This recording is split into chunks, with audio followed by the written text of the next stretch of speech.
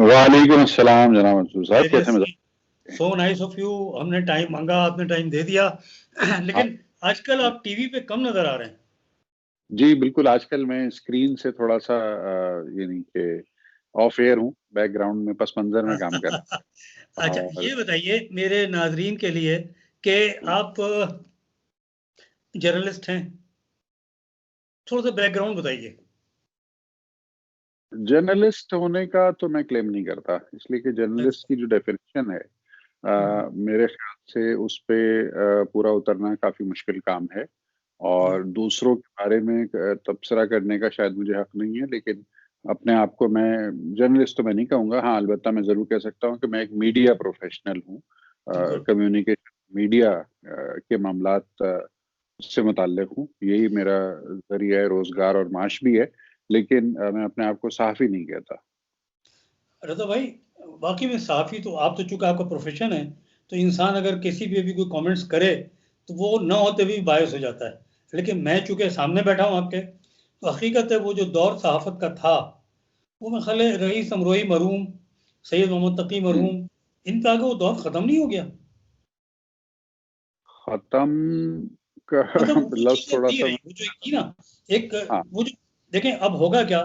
आप कहेंगे एक्स अच्छा, बेशक आप सही कह रहे हो, मैं कहूंगा आप एक्स ही पार्टी के हैं। आप कहेंगे भाई अच्छा, हम्म, जब वो चीजें नहीं थी, हम्म, वो के जब हम्म, मीडिया पे बहुत ज्यादा कदगने होती थी, लेकिन उस जमाने में वो जी नहीं था। अच्छा, आप ये बताइए कि आप मैं अपने नाजरीन के लिए आपसे सवाल जवाब करूं, तो आप जी जरूर। मुझे पता है बड़े धीमे तहमुल, और बहुत एक आपका एक क्लासिक जो चीज होती है ना, कि वो आप किसी को बुरा नहीं कहते, दैट्स वेरी गुड। आप इंटरनेशनल सिनेरियो में बात करेंगे, पहले लोकल करें? जैसे आपकी मर्जी।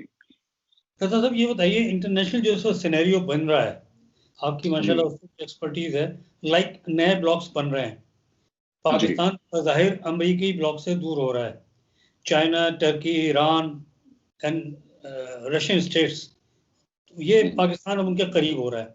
आप क्या चेंज महसूस कर रहे हैं आने वाले दिनों में?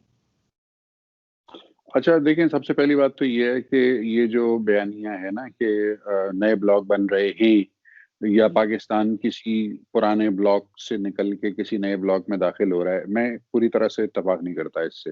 यानी अच्छा। ये बयानिया है, इस बयानिए में थोड़ी सी लिमिटेशन मुझे नजर आती है। कैनवस बहुत बड़ा है एक्चुअली, जो बैनुल अक़वामी उमूर हैं और बैनुल अक़वामी ताल्लुकात हैं उसका कैनवस बहुत बड़ा है। और हम्म, उस बहुत बड़े कैनवस के ऊपर जो पोजीशंस हैं अक़वाम की, ममालिक की, पाकिस्तान की, उन पोजीशंस को अगर आप मुस्तकिल बुनियादों पर उसका जायजा लेते रहें तो आपको हम्म, उसके अंदर एक डायनामिक सिचुएशन नजर आती है, यानी मुतहर्रिक है। जोग्राफिया तो मुतहर्रिक नहीं है, लेकिन जो जियो पॉलिटिक्स है वो मुतहर्रिक नजर आती है आपको तकरीबन हर दौर में। हम्म, और मेजर शिफ्ट के हवाले से अगर आप देखें तो, क्योंकि हम पाकिस्तानी नाजरीन के लिए बात कर रहे हैं और उर्दू में गुफ्तगू हो रही है और यकीनन हमारी गुफ्तगू को सुनने वाले पाकिस्तान के 22 करोड़ अवाम हैं, तो पाकिस्तान के 22 करोड़ अवाम में से यकीनन एक बड़ी तादाद जो है उनका इंटरनेशनल मीडिया या इंटरनेशनल जियो पॉलिटिक्स या इंटरनेशनल ऑप्टिक्स से बहुत हम्म, ज्यादा बरह रास्त उनका एक्सपोजर नहीं होता। और उनका बिल्कुल। इन्हिसार जो है वो आमतौर से टीवी पे होने वाली गुफ्तगू या सोशल मीडिया पे होने वाली इस नौयत की गुफ्तगू को ही वो सोर्स ऑफ इंफॉर्मेशन बनाते हैं। तो इसमें जो मेजर सिनेरियोज हैं उसमें यकीनन अमेरिका में बहुत बड़ी तब्दीली हमने देखी, मुतवक्का लगती थी हमें, लेकिन अमरीकियों के लिए काफी हद तक गैर मुतवक्का थी, और वो थी डोनाल्ड ट्रंप साहब का दूसरी टर्म में मुंतखब ना होना। गो जी। के डोनाल्ड ट्रंप साहब जो थे वो बड़े पुरएतमाद थे और उनका अंदाज बहुत जारहाना भी था। और अमेरिका में जो एक वाइट सुप्रीमेसी को एक दवाम मिला था जी। डोनाल्ड ट्रंप साहब आमद से, उसको देखते हुए हम सब ये तज्जिया करते थे कि जनाब ओबामा, क्योंकि बदकिस्मती से वो सफेद फार्म नहीं थे और वो 8 साल वहाँ अमेरिका के सदर रहे, तो अब हम उसको इस तरह से देखते थे कि ओबामा साहब के व्हाइट हाउस में 8 साल रहने का रद्द-ए-अमल है कि अब एक ऐसा शख्स व्हाइट हाउस में आ गया है कि जो कि व्हाइट सुप्रीमेसी का खुल्लम खुल्ला हामी है।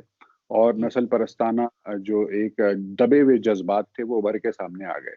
हम्म, डोनाल्ड ट्रंप ने दुनिया में अपनी एक मखसूस तर्ज की हुक्मरानी का لوگوں کو عادی بھی بنایا. بہت سارے لوگ ان کے فین بھی ہیں, اور جو ان کا غیر روایتی انداز تھا, اس غیر روایتی انداز کو لے کر وہ اپنے آپ کو ڈیل میکر کہتے ہیں. یعنی وہ اپنے آپ کو پالیٹیشین کہتے ہیں, بلکہ وہ اپنے آپ کو ڈیل میکر کہتے ہیں, اور شاید بجا طور پر کہتے ہیں کہ ان کی زندگی کا جو پروفائل ہے اگر آپ اس کو اٹھا کے دیکھیں تو بزنس وہی ان کا کور رہا ہے. گو کہ وہ میڈیا پرسنالٹی کے طور پر بھی پہچانے جاتے ہیں, لیکن جو ان کا کور آئیڈینٹیفیکیشن ہے وہ ایک بزنس ٹائکون کی ہے. اور بزنس ٹائکونز جو ہیں وہ یقیناً ڈیل میکنگ کے اوپر یقینی طور پر سب سے زیادہ انحصار کرتے ہیں, پروفٹ اورینٹڈ ہوتے ہیں ان کے فیصلے.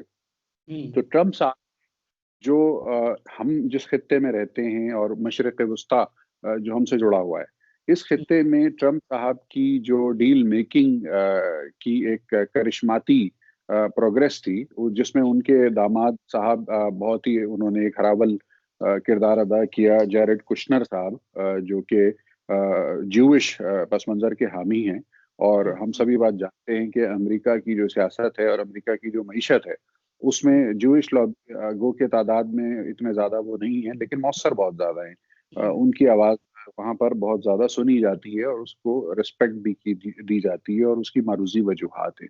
تو جیرڈ کشنر صاحب کی جو کی پوزیشن رہی مشرق وسطیٰ کے معاملات میں, اس کا ہم نے دیکھا کہ اسرائیل اور پھر یو اے ای کے کلیدی ممالک جو ہیں, یو اے ای کے جو ریاستیں ہیں اور پھر سعودی عربیہ اور خطے کے دیگر جو تمام بھی چھوٹی بڑی ریاستیں ہیں, ان سب کے اوپر ایک نئی سوچ جو ہے وہ پروان چڑھنا شروع ہوئی. اور وہ سوچ کا محور اور مرکز یہ تھا کہ اسرائیل کے ساتھ جو ایک مخاصمانہ تعلق رہا ہے مسلم ممالک کا روایتی طور پر گزشتہ 7 دہائیوں کے دوران, تو اس کے اندر تبدیلی لائی جائے اور اسرائیل کو اکاموڈیٹ کیا جائے, اور اسرائیل کے ساتھ کچھ ایسے بقائے باہمی پر مبنی تعلقات قائم کیے جائیں کہ جس سے فلسطینیوں کے کاز کو بھی ڈیمیج نہ کیا جائے, اور اسرائیل کو تسلیم کرنے کے سلسلے میں جو ایک لانگ اسٹینڈنگ ڈیمانڈ رہی ہے دنیا کی ایک مؤثر اور طاقتور یہودی لابی کی, اس کے اوپر کام کیا جائے. اچھا, ڈونلڈ ٹرمپ صاحب 8 سال کا سوچ کے آئے تھے, اور ہم سب کو بھی یہ لگتا تھا کہ دوسری ٹرم وہ جیتیں گے. تو اس حساب سے جیرڈ کشنر صاحب کا جو پورا جو دائرہ کار تھا, اس کا جو پلان تھا شاید وہ 8 سال پر مبنی تھا. انہوں نے 8 سال کے عرصے میں بہت ساری چیزیں ڈیلیور کرنی تھی, لیکن پھر غیر متوقع طور پر جو بائیڈن صاحب جیت گئے, تو اس کے بعد ہمیں نظر آیا کہ جیرڈ کشنر صاحب جو ہیں انہوں نے ایک دم سے ٹاپ گیئر لگایا اپنی کارکردگی کا, اور وہ مشرق وسطیٰ کے اگلے 4 سال میں جو ڈیلیور کرنے تھے وعدے, انہوں نے ان وعدوں کو اگلے 2 ماہ میں ڈیلیور کرنے کی کوشش انہوں نے شروع کر دی. اور انتہائی تیزی کے ساتھ ہم نے دیکھا کہ پھر اس خطے میں جو نسبتاً کمزور ممالک تھے ان کے اوپر ان کا بس بھی چل گیا. آپ نے دیکھا کہ کچھ, میں نام نہیں لینا چاہتا کسی بھی ملک کا اس لیے کہ سب بہرحال مسلم ممالک ہیں اور ہمارے لیے محترم ہیں, لیکن کچھ کمزور نسبتاً کمزور ممالک جو تھے وہ اس نے جو ہے وہ فوری طور پر پازیٹیولی رسپونڈ کر دیا اسرائیل کو ایکنالج کرنے کے حوالے سے, جبکہ جو نسبتاً مضبوط ممالک ہیں یا جن میں رائے عامہ جو عوامی رائے عامہ ہے وہ مضبوط ہے, وہاں پر ابھی تک مطلوبہ نتائج حاصل نہیں ہوئے. جس میں ظاہر ہے میں سب سے پہلے اور سب سے بڑھ کے اپنے ملک کی بات کروں گا کہ پاکستان میں, کیونکہ ہم نے بچپن سے جب سے ہم پیدا ہوئے ہیں تو اسرائیل کے حوالے سے جو ایک بیانیہ ہے ہمارا, جو ہم نے پڑھا ہے اور سنا ہے اور اپنے بڑوں سے سنا ہے, وہ یہی ہے کہ اسرائیل ایک غاصب ریاست ہے جس نے فلسطینیوں کی جائز جگہ کے اوپر قبضہ کر کے بزور طاقت ان کو محکوم بنایا ہوا ہے, اور ان کے پاس جواز نہیں ہے ایگزسٹ کرنے کا, اور ہم ان کی ایگزسٹنس کو نہیں مانتے. تو یہ بیانیہ پاکستان کے 22 کروڑ عوام نے پڑھا بھی ہے, سنا بھی ہے, اور وہ اس کے اوپر دل سے یقین بھی رکھتے ہیں. تو ایسے میں پاکستان کی حکومت کے اوپر جب یہ دباؤ کسی نہ کسی انداز سے آیا انٹرنیشنل, کہ پاکستان بھی اسرائیل کے ساتھ جو ہے وہ اسی سطح پہ چلا جائے کہ جس سطح پہ چند ممالک حال ہی میں گئے ہیں, تو میرا خیال ہے یہ پاکستان کی حکومت کے لیے ایک بڑا امتحان ہے. اور ابھی تک ایز وی اسپیک آج کی تاریخ میں تو اس سلسلے میں کوئی سرکاری پیش رفت بہرحال نہیں ہوئی ہے. اگر کچھ خبریں ہیں بھی تو وہ غیر سرکاری ہیں اور غیر مصدقہ ہیں, تو اس کی بنیاد پر کارروائی تو ہو رہی ہے, لیکن کوئی حتمی پالیسی بہرحال ابھی ایسی اعلانیہ سامنے نہیں آئی ہے کہ جس میں اسرائیل کے حوالے سے پاکستان کے سرکاری اور قومی موقف میں کوئی نمی یا لچک آئی ہو. تو یہ ایک بہت بڑا ایشو ہے جو ممکنہ طور پر آنے والے دنوں میں ابھی، کیونکہ 20 جنوری کو ٹرانزیشن ہوگی امریکہ میں صدارتی، تو اس کا مطلب یہ ہے کہ ابھی 22 روز کم از کم ٹرمپ صاحب اور ہیں دفتر میں، اور ان کے داماد صاحب 22 دن تک مزید اسٹیٹس ان کے پاس رہے گا امریکہ صدر کے مشیر کا. تو دیکھتے ہیں کہ ان 20-22 دنوں میں وہ اور کون کون سے اہداف اپنے حاصل کرنے میں کامیاب ہوتے ہیں اسرائیل کی حمایت کے حوالے سے. رضا صاحب ایک چھوٹا سی چیز بتائیے گا، پاکستان آپ چونکہ میڈیا سے وابستہ ہیں، بڑے کلوزلی چیزیں دیکھتے ہیں، لوگوں سے انٹریکشن رہتا ہے مختلف سیاستدانوں سے یا دوسرے اکابرین سے، پاکستان ایک قوم کیوں نہیں بن سکے؟ جناح صاحب نے، قائد اعظم رحمۃ اللہ علیہ، انہوں نے اس بکھری ہوئی قوم کو یکجا کرا تھا ایک نئی شناخت دے کر، اور وہ جب دنیا سے پردہ فرمایا انہوں نے، اور اس کے بعد لیاقت علی خان صاحب کو بھی وقت اتنا نہیں ملا، یہ قوم کون ایک قوم بنا سکے گا؟ ہم تو اور بکھر گئے. آپ کی بات سے کافی حد تک اتفاق ہی کرنا پڑے گا مجھے بدقسمتی سے، اور شاید اس کے پس منظر میں ہمیں جانا پڑے گا، اور وہ یہ کہ ہر پرابلم چاہے وہ آپ کی ذات سے کے حوالے سے ہو یا آپ کی کلیکٹیو پرابلم ہو، اس کے روٹ کاز کو دیکھنا اور سمجھنا ضروری ہوتا ہے اس کو سالو کرنے سے پہلے. قائد اعظم محمد علی جناح رحمۃ اللہ علیہ اور اس دور میں جو ہمارے مسلم اکابرین تھے جن کی جد و جہد اور کاوشوں سے پاکستان کا قیام عمل میں آیا، ان سب میں اگر آپ ان کو جا کے ان کے کردار کو اگر آپ دیکھیں اور ان کے پس منظر کو آپ دیکھیں، تو ایک تو آپ کو یہ نظر آتا ہے کہ وہ سب تعلیم یافتہ تھے، پہلی بات. دوسرے یہ کہ وہ سب نہایت مخلص لوگ تھے اور اپنی ذاتی حیثیتوں کو انہوں نے اس بڑے مقصد کے لیے پس پشت رکھ دیا تھا، قربان کر دیا تھا. یعنی ان کی جو قربانیاں تھیں وہ صرف وقت کی نہیں، انہوں نے قربانی دی تھی، انہوں نے جان اور مال کی قربانی بھی دی تھی پاکستان قیام کے لیے. تو اب ہمیں آج کے دور میں اپنے آپ سے جب ہم ان کا ایک کمپیریزن ڈرا کریں گے تو ہمیں اندازہ ہوگا کہ ایک تو یہ کہ ہم تعلیم کے معاملے میں ان جیسے نہیں ہیں. ہم اس طرح سے تعلیم کو توجہ سے اور معیار کے ساتھ ہم نے تعلیم کے اوپر کام نہیں کیا جس معیار کی تعلیم انہوں نے حاصل کی تھی، نمبر ایک. اور پھر جو ایمانداری کا عنصر تھا اور جو خلوص کا عنصر تھا اور جو دیانتداری اور کمٹمنٹ کا عنصر تھا، وہ سب بھی ہمارے وقت گزرنے کے ساتھ بڑھنے کی بجائے کمزور ہوئے. تو یہ روٹ کازز ہیں، ان کے اوپر ہمیں کام کرنا ہوگا منصور صاحب، اور یہ کام تعلیمی اداروں سے شروع ہوگا، یہ کام گھروں سے شروع ہوگا، اور اس کام کو انجام دینے کے لیے ہم سب کو اپنی اپنی جگہ پہ اپنا کردار ادا کرنا ہوگا. ہمیں کیریکٹر بلڈنگ کی ضرورت ہے، ہمیں اپنے کردار کو سمیٹنا ہے، سنبھالنا ہے، اور اپنی جو اگلی نسل ہے جو اب تیار ہو رہی ہے، تقریباً تیار ہے اس ملک کی قیادت کرنے کے لیے، ان کو ان کے سامنے مثال بن کے آنا ہوگا. ایک ایسی مثال، ایک ایسی عملی مثال کہ جس کو وہ فالو کرتے ہوئے ان کو کوئی مشکل نہ ہو، دشواری نہ ہو. قائد اعظم محمد علی جناح کی کمٹمنٹ اور ان کے بارے میں جو کچھ لٹریچر اور جو ویڈیوز یا تصاویر ہمارے پاس موجود ہیں وہ کافی ہیں. اس میں ان کی شخصیت پوری طرح سے ریفلیکٹ ہوتی ہے. ان کی شخصیت کا شاید ہی کوئی پہلو ہوگا کہ جو پاکستان کے عوام کی نظروں سے اوجھل ہے یا چھپا ہوا ہے. تو قائد اعظم یا علامہ اقبال جس طرح کا پاکستان چاہتے تھے، علامہ اقبال میں سمجھتا ہوں کہ پاکستان کا جو فزیکل ایگزسٹنس ہے وہ قائد اعظم محمد علی جناح کی قیادت میں ہے، لیکن جو پاکستان کی ایک اسپریچول ایگزسٹنس ہے اس کا پورا نقشہ اور خاکہ حضرت علامہ محمد اقبال رحمۃ اللہ علیہ نے پیش کیا تھا. اور وہ شاید اپنے وقت سے 100-200 سال کے آگے کے آدمی تھے.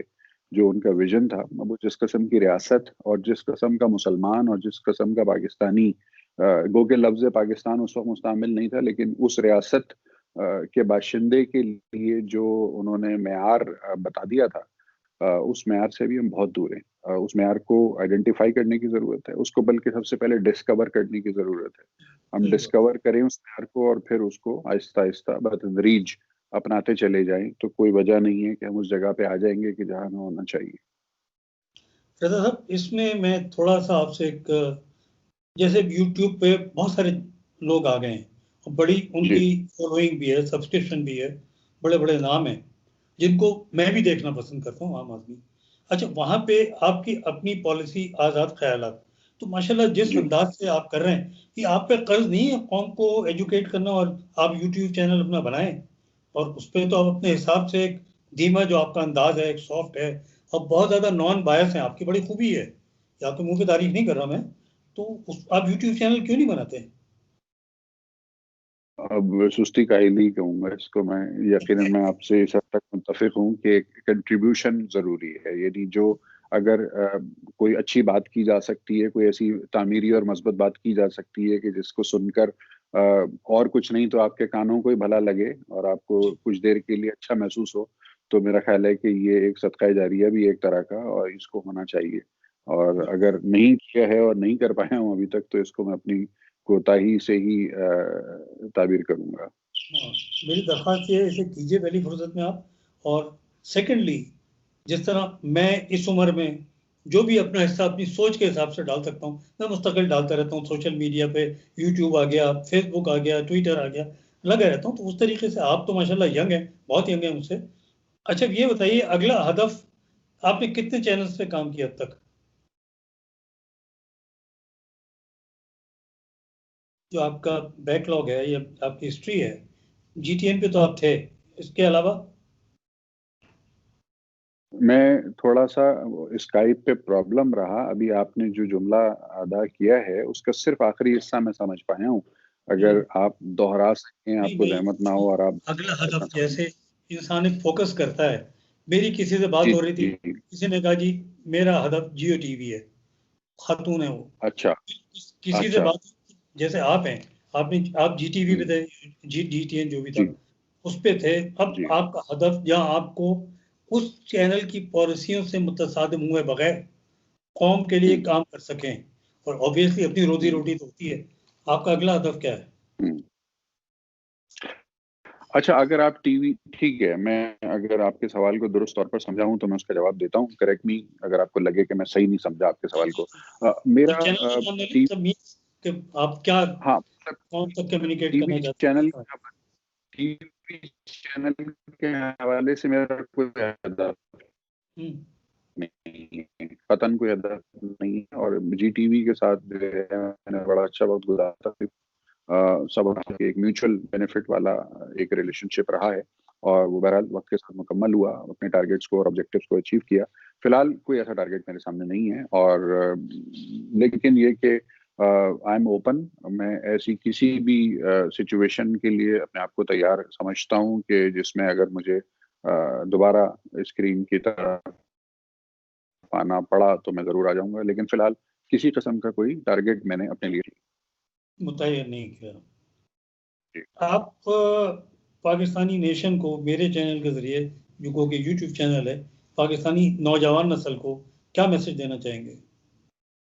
دیکھیں، میرا تو میں سب کو یہی کہتا رہتا ہوں، اور آپ کے ناظرین کو بھی میں یہ میسج دوں گا کہ پازیٹیوٹی جو ہے نا اس کو کبھی بھی نہ چھوڑیں، اور پازیٹیو رہیں ہر وقت. آپ ہر کوشش کیجئے کہ آپ کو جس صورتحال کا بھی سامنا ہے تو اس صورتحال میں اپنے ذہن کو پازیٹیو وائبس سے ہی ڈرائیو کیجئے. کیونکہ اگر آپ پازیٹیو وائبس سے ڈرائیو کریں گے اپنے ذہن کو، تو آپ کسی مشکل میں بھی ہوں گے تو جلدی نکل آئیں گے اس سے باہر. اور صحیح. نہ صرف یہ کہ آپ باہر نکل آئیں گے، بلکہ آپ کو کم سے کم چیلنجز کا سامنا کرنا پڑے گا. آپ کے مزاج پہ کوئی منفی اثرات نہیں آئیں گے، آپ کی صحت پہ کوئی منفی اثرات نہیں آئیں گے. اور آپ کے ارد گرد جو لوگ ہیں، آپ کی فیملی خاص طور پر، آپ کے احباب، ان سب کو بھی آپ کی شکل میں ایک پلیزنٹ اور ایک پازیٹیو قسم کی ایک انرجی ملتی رہے گی. تو میں نوجوانوں کو یہی مشورہ دینا چاہوں گا کہ ریگارڈ لیس کہ آپ کے چیلنجز کیا ہیں، ریگارڈ لیس کہ آپ کو کن مسائل کا سامنا ہے، یقیناً ایک مشکل وقت ہے، مہنگائی کا دور ہے، بے روزگاری بھی ہے آج کل بہت زیادہ. یہ وہ تمام چیزیں ہیں جو انسان کو فرسٹریٹ کرتی ہیں. لیکن ایسے میں اگر آپ پازیٹیو انرجی کے ساتھ زندہ رہ سکتے ہیں تو نہ صرف یہ کہ وہ آپ کے لیے اچھا ہوگا، بلکہ آپ کے ارد گرد موجود دیگر لوگوں کے لیے بھی آپ ایک فائدے کی اور ایک امید کی جو ہے وہ سبب اور ذریعہ بن جائیں گے. کیونکہ پازیٹیوٹی اور نیگیٹیوٹی یہ دونوں کنٹیجیس ہوتی ہیں. آپ کے اندر سے جو وائبز نکل رہی ہوتی ہیں آپ کے قریبی لوگوں کے اوپر، وہ باہر اثر انداز ہوتی ہیں اور ان کو وہ لپیٹ میں لے لیتی ہیں ان کو. اگر آپ نیگیٹو انرجی کے ساتھ چل رہے ہیں تو آپ کے ارد گرد کے لوگ بھی نیگیٹو ہو جائیں گے تھوڑے ہی وقت میں. اور اگر آپ پازیٹیو انرجی کے ساتھ چل رہے ہیں تو آپ اپنے ارد گرد لوگوں کو پازیٹیوٹی کی طرف راغب کر لیں گے. تو یہ میرا مشورہ رہے گا. یعنی یہ وہ ایک ایسا کام ہے جو شاید آپ کے اختیار میں ہے. آپ کے اختیار میں یہ نہیں ہوگا کہ آپ کو آپ کی پسند کی روزی روٹی یا روزگار مل جائے. آپ کے اختیار میں یہ نہیں ہوگا کہ آلو ٹماٹر کی قیمت آپ کی پہنچ کے مطابق ہو جائے. لیکن یہ بہرحال آپ کے اختیار میں ہوگا کہ آپ ہر سچویشن میں اپنے اندر سے پازیٹیوٹی کو ختم نہ ہونے دیں اور ہر بات کے اندر سے پازیٹیوٹی کو تلاش کرتے رہیں. تو آپ کی زندگی آسان رہے گی, آپ کی صحت اچھی رہے گی, اور آپ کے ارد گرد کا ماحول اور آپ کے ارد گرد لوگوں کی صحت بھی اچھی رہے گی.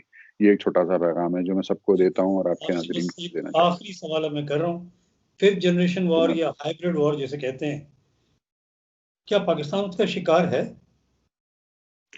دیکھیے 5th جنریشن وار کی جو ڈیفینیشن ہے, تھوڑا سا اس کو میں نے اسٹڈی کیا ہے بہت اپنے آپ کو, اس پہ میں کوئی ایکسپرٹ تو نہیں سمجھتا, لیکن 5th جنریشن وارفیئر کی جو ہمیں سمجھ میں آتی ہے ڈیفینیشن یا ہمارے سامنے جو رکھی ہے وہ یہی ہے کہ آج کل جو ملک ہیں یا اقوام ہیں وہ اپنے بیانیے کے ذریعے سے دوسری اقوام یا جو آپ کے مد مقابل ہیں یا جس کو انگریزی میں ایڈورسریز کہتے ہیں, تو آپ اپنے ایڈورسریز کو آج کل کسی ملٹری ہارڈ ویئر یا کسی بندوق یا توپ یا جہاز کے ساتھ ساتھ بیانیے کی مدد سے بھی اپنے مخالف کو آپ دبا رہے ہوتے ہیں یا اس کو انڈر پریشر لے رہے ہوتے ہیں. تو یہ 5th جنریشن وارفیئر کا مطلب مجھے سمجھ میں آتا ہے.